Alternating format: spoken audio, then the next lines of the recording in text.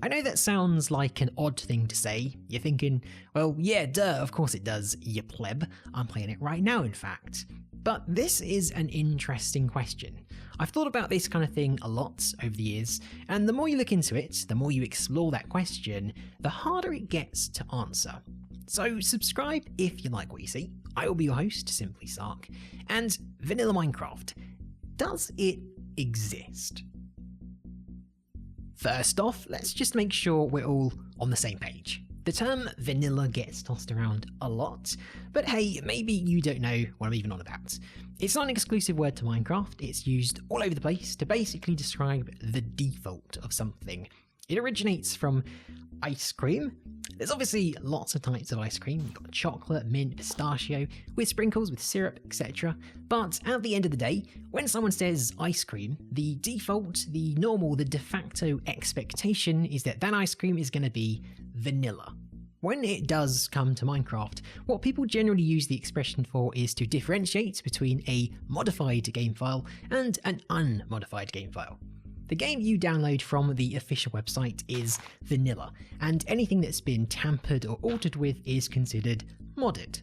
This all works well enough for most people, but when you sit back and think about it, what does modded mean?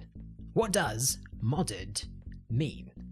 We're going to take one perspective here and have a real pedantic view about what modded means. A lot of people would just say, the Minecraft jar, which is the file where the majority of the game itself is stored, is the model of what vanilla Minecraft is. If the jar remains untouched and left in its original state, that is the prime definition of what vanilla should be. I myself followed this line of thought and even made a video about it many years ago, kinda arrogantly lecturing people what does and doesn't count as vanilla.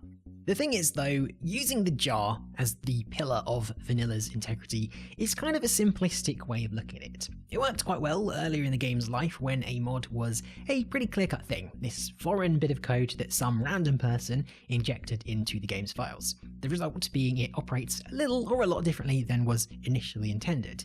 But a lot has happened over the years, and gradually, bit by bit, things have started to get a little blurry, and that idea doesn't hold up quite as well anymore. Old style texture packs were always a bit of an iffy point.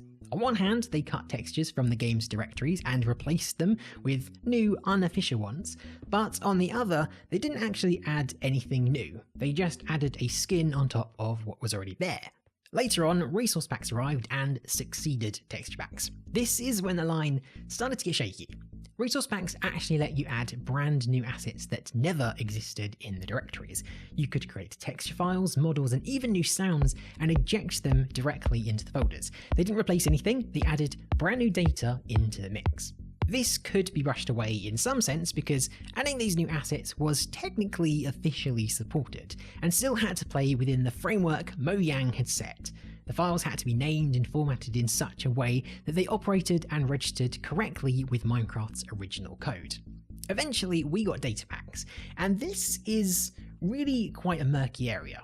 Now, data packs do still adhere to the previous point about not changing Minecraft's actual code and working within its boundaries and rule sets.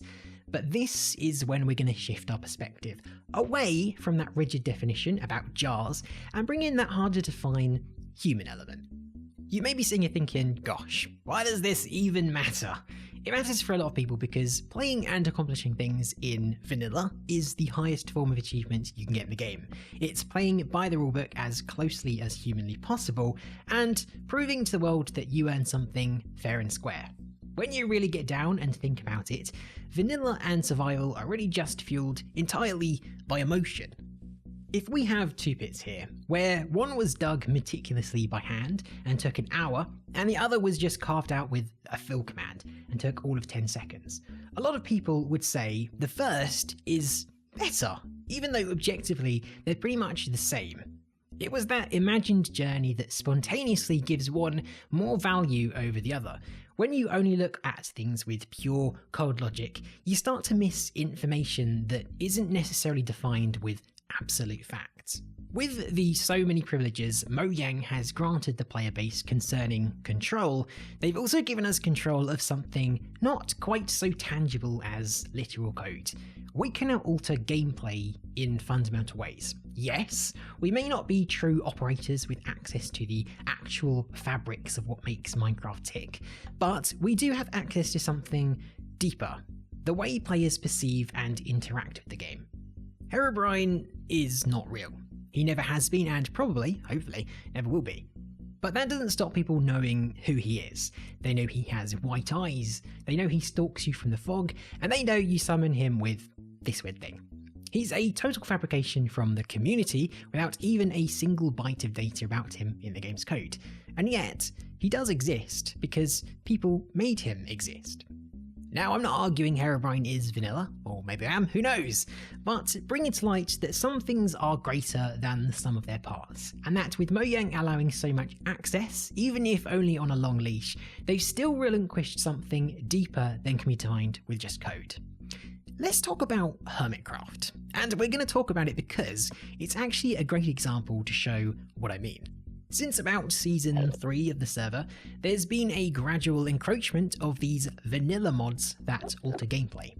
It started with simplistic ideas like turning Enderman griefing off with command blocks, but as command block and function capability has grown, the scope of these modules has reached a point where, to the average Joe at least, they are at a similar level of control as real mods modifying the code. It begs the question of today, does that still count as vanilla?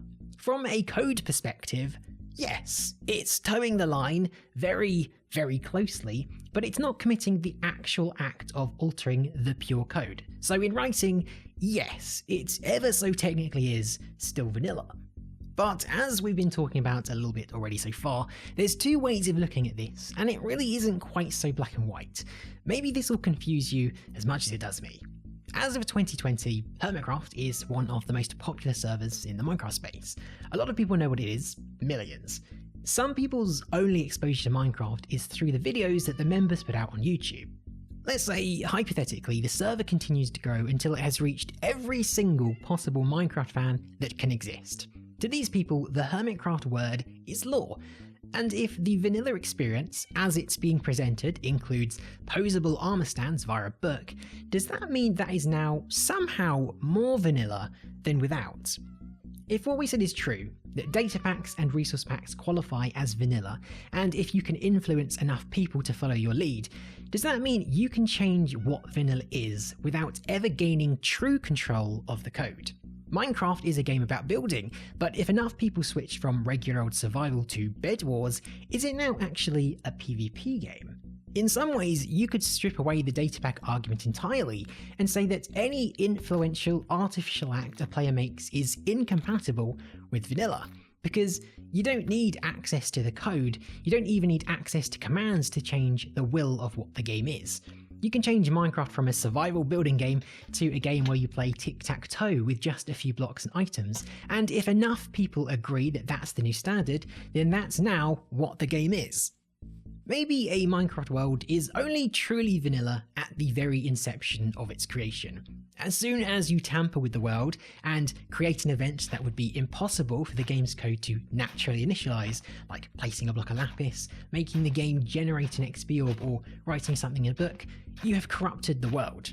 Because, like with modding the source code, you've injected a foreign action that did not originally belong there. In some ways, that is itself modding. Perhaps we might want to take a step back here and say, well actually, vanilla is anything that comes from the official source. The player base is free to manipulate it as they wish, but it's the developer's will that truly represents what vanilla is. But that creates another issue, because which developer are we talking about? As we all know, Minecraft was created by Notch. Technically, the game was his vision. Does that mean that only code committed by Notch actually counts as true vanilla Minecraft? Jeb joined Mojang in November 2010 and has been with the game ever since. Is the true divide between vanilla and not vanilla actually in that instant where for the first time someone other than the original creator added code that didn't originate as one of Notch's brainwaves? Is the vanilla you're playing right now just an imposter? Has Minecraft not even been vanilla in over a decade? These questions are hard to answer. What is vanilla? Is vanilla vanilla? Does the whole thing even exist in the first place? To tell you the truth, I don't know. In some ways, it seems clear-cut and simple to describe it, but when you start looking deeper into the details, and depending on who you ask, you're going to start getting inconsistent answers, because it's an emotive question as much as it is a logical one. Minecraft is a game that thrives and relies on user-generated content, whether it's through your actions in-game or out of it. In some ways, Minecraft's very nature is to be altered and manipulated in the image of whoever happens to be holding it at any one time. Maybe vanilla is undefinable. Maybe it is whatever form it chooses to take. Or maybe vanilla is Notch, standing in a field in a very old version of Minecraft, terrified of touching anything, lest he ruin something that, perhaps, doesn't really matter at all. I've been Simply Sark. Cheers for watching, and I'll catch you next time.